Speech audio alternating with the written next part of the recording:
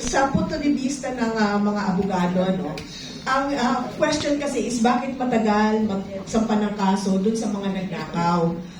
Mabigat ho ang trabaho ng abogado sa paglilikom ng ebidensya.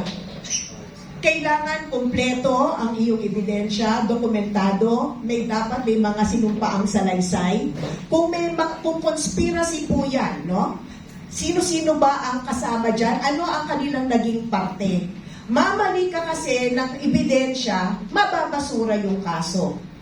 No? Ngayon, sa loob ng 3 buwan, dapat ba may kaso?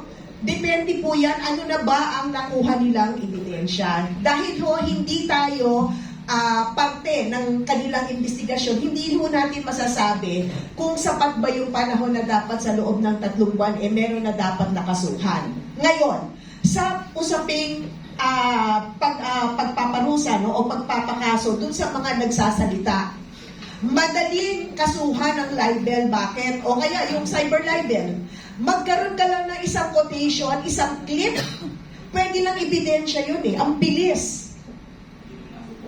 At hindi mo kailangan ng conspiracy, no? Hindi mo kailangan magtulong-tulong kayo para gumawa ng libel. So, yun ang sa punto de vista ng batas. Pero, sabi nga nila, sa taong gusto, may paraan, sa taong ayaw, puro dahilan, no? Kaya, dun sa sinasabi nga na naiinip na ang taong bayan, yung magnakaw ka lang, di ba?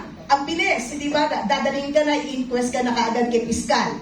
Tapos niyan, ilang oras lang, meron ka ng kaso. Dito sa nangyayari ngayon, no? Dito sa pagsisiwalat, dito sa flood control, yan ho ang magiging mabigat na papel ng mga abogado magsisiyasat ng ebidensya at mag-aayos no dapat nakarampatang kaso na dapat isampa. Kasi pag namali ka rin naman ng isinampa mo, mababasura pa rin ang kaso.